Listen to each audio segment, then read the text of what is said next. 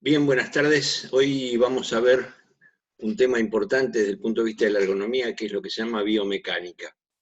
La biomecánica básicamente se dedica a todo lo que es el movimiento de elementos pesados, de carga, o sea, la carga, el movimiento manual de cargas.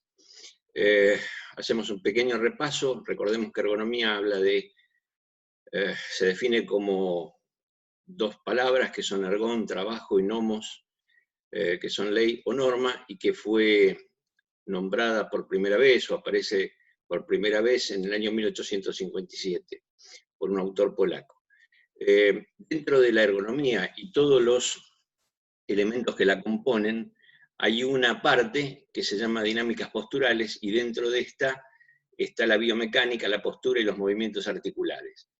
Esto interviene fundamentalmente en todo lo que pueda ser el movimiento manual de cargas, es decir, que la biomecánica o biomecánica ocupacional es una ciencia que se dedica a estudiar las leyes del movimiento mecánico en los sistemas vivos.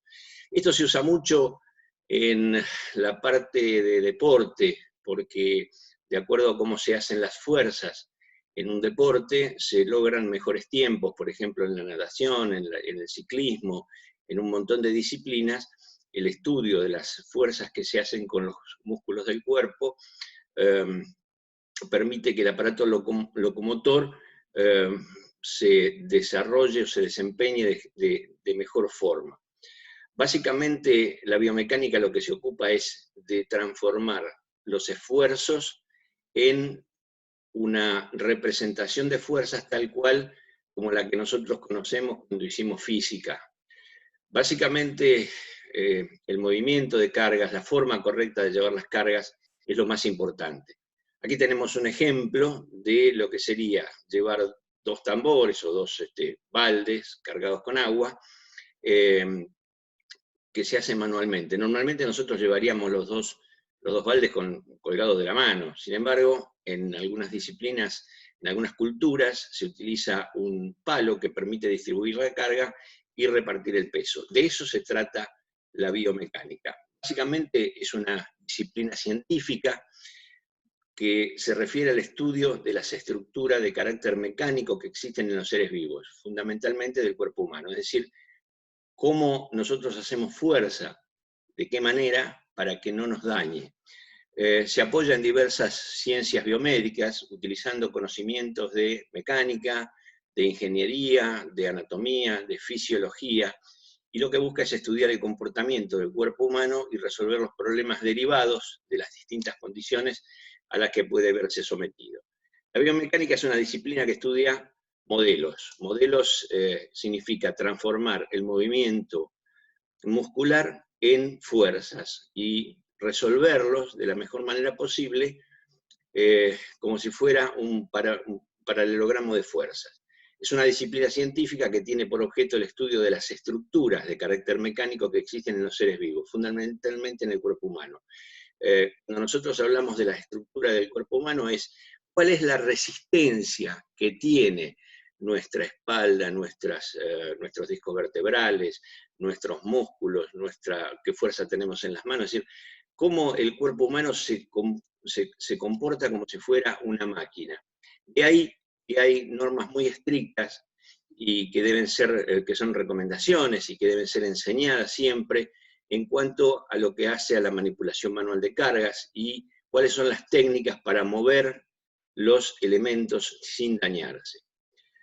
¿Qué es lo que permite el conocimiento de la biomecánica ocupacional? Primero, comprender el mecanismo de las lesiones. ¿Por qué nosotros sabemos que podemos levantar hasta 25 kilos y si levantamos 50, obviamente a largo plazo algo nos va a pasar? Se pueden elaborar estrategias preventivas, es decir, enseñarle a la gente cómo hacer su trabajo, cómo levantar un peso, cómo moverlo, cómo arrastrarlo, cómo tirar de él. Permite elaborar comparaciones cuantitativas, es decir, que nosotros podemos comparar el trabajo que se hace con los músculos con una ecuación.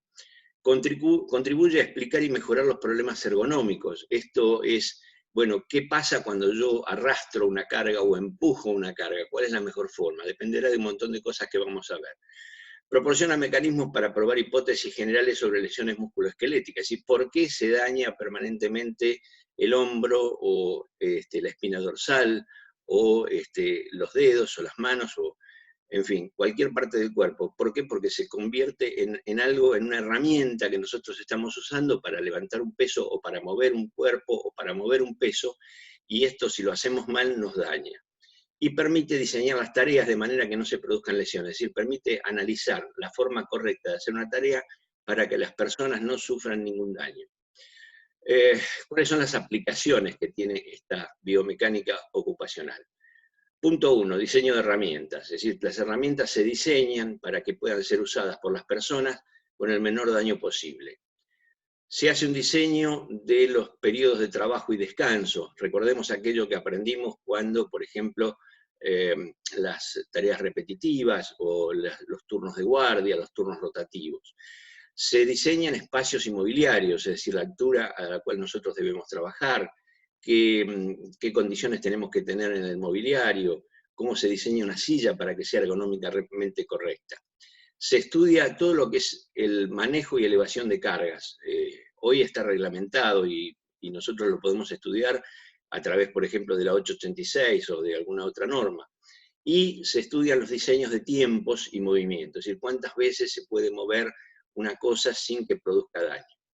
Un ejemplo muy simple de lo que sería la biomecánica ocupacional es transformar el acarreo de una mochila, por ejemplo, en un paralelogramo de fuerzas. Es decir, nosotros tenemos aquí la fuerza que nos ejerce la mochila dividida en el peso y en la resistencia en una fuerza. Y la pregunta es, bueno, ¿dónde el cuerpo humano ejerce la inversa?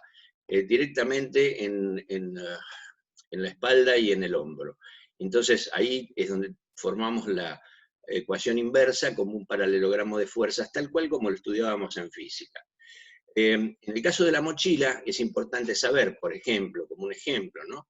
Que cuanto más alejado está el centro de gravedad de la mochila del centro de gravedad del cuerpo, más grande va a ser el daño que se produzca. Y a medida que esto se va reduciendo, el daño es menor. Obviamente siempre puede haber algún daño porque existen límites en función del peso y la fuerza de la persona.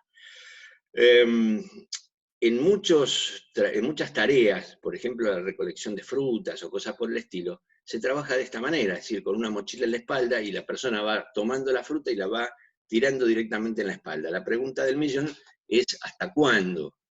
En algún momento dijimos también que tenemos que tener mucho cuidado con las mochilas para los chiquitos, para los niños. ¿Por qué? Porque ese peso de la mochila no debería pasar el 10% del peso corporal del estudiante. Si nosotros cargamos a una criatura que pesa 50 kilos con 12 o 14 kilos de peso en la mochila, lo estamos dañando a futuro, que ese es el gran problema del caso. El tema del movimiento de pesos no es nuevo. Hay esculturas y hay dibujos donde hay pueblos aztecas y mayas que ya en el siglo XII tenían formas de manejar las cargas y de transportar las cargas a través de elementos que utilizaban. Uno de ellos es una especie de vincha transformada en un cinto que se llamó mecapal y que el esfuerzo lo hacían prácticamente con el frontis, o sea, la frente y la cabeza. En el manipuleo de cargas aparecen factores de riesgo. Por ejemplo, la característica de la carga. Si la carga es redonda, es cuadrada, es ovoide, es pesada, es etérea, es grande, es chica. ¿Cuáles son las características del medio de trabajo? ¿Cómo estamos trabajando en el ambiente de trabajo? Si es un ambiente húmedo, si es un ambiente seco, si es muy caluroso, si es muy frío. ¿Cuál es el esfuerzo físico que hay que realizar? Si se empuja, si se tira, si se arrastra, si se levanta, si se traslada al hombro, un montón de formas de hacer ese esfuerzo físico. ¿Cuáles son las características propias del trabajador? Nosotros no podemos asignarle una tarea de mover bolsas a un trabajador que pesa 48 kilos, porque lo vamos a matar. Es decir, si la bolsa pesa 25 kilos y el trabajador pesa 50, evidentemente no lo va a soportar. Y hay que ver qué fuerza tiene ese trabajador para mover esa carga. Y otra cosa que se estudia son las exigencias que tiene la actividad. Una cosa es trabajar en una fábrica que hace baldes de plástico, donde cada balde pesa 350 gramos, y otra cosa muy distinta sería trabajar en la industria de los pórfidos. Los pórfidos son todo lo que puedan ser rocas, mármoles, donde lo que se mueven son placas de mármol que pesan 250, 300, 400 kilos o más. Entonces, todos estos efectos de manipulación de cargas son factores de riesgo que pueden incidir en un daño permanente o semipermanente. La biomecánica, ¿en qué se basa?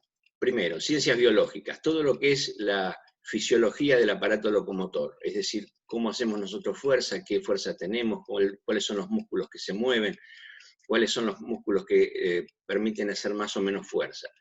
Esto se traslada a la física y a la mecánica, componiéndolos en lo que serían paralelogramos de fuerza.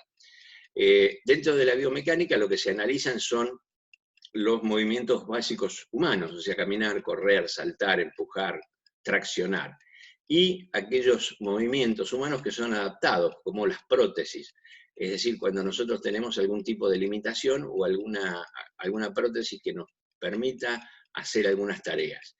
¿Qué estudiamos en todo esto? Los sistemas de fuerza, los vectores, la masa, la aceleración, la resistencia de materiales, la contracción muscular, la fatiga muscular. Y la biomecánica junta todo esto y se orienta a los movimientos de una acción. ¿Dónde? En el ámbito recreacional, todo lo que pueda ser el juego, por ejemplo, todo lo que puedan ser los deportes. En los deportes de alta competición, por ejemplo, los atletas olímpicos o paralímpicos hacen análisis muy cuidadoso de lo que es el aprovechamiento del cuerpo para el mejor rendimiento. En actividades de la vida diaria, como limpiar, planchar, mover un mueble, y además, y es nuestro destino, el ámbito laboral, es decir, todas las tareas que se pueden hacer en el ámbito laboral moviendo algún tipo de cosa.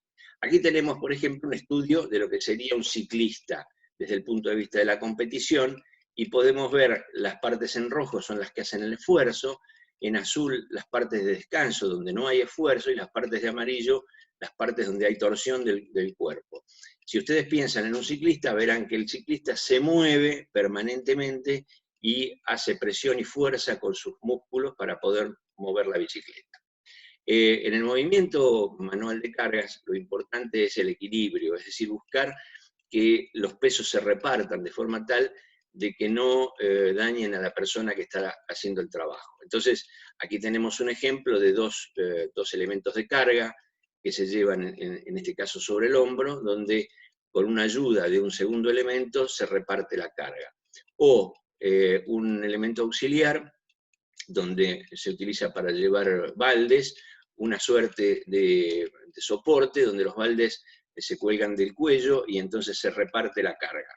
Lo mismo pasaría con una persona que lleva algún tipo de bolso o cosas por el estilo, como un cartero, por ejemplo. Si el peso se pudiera repartir en dos valijas simétricas, el daño que se produce a la columna es infinitamente menor. Lo mismo nos pasa cuando tenemos que levantar un peso. Si nosotros hacemos fuerza de esta forma que está aquí, donde el centro de gravedad sería nuestra cintura, y tenemos todo este brazo de palanca y levantamos el peso directamente, el esfuerzo que aquí se genera, a diferencia del método correcto, es casi duplicando la fuerza que se genera.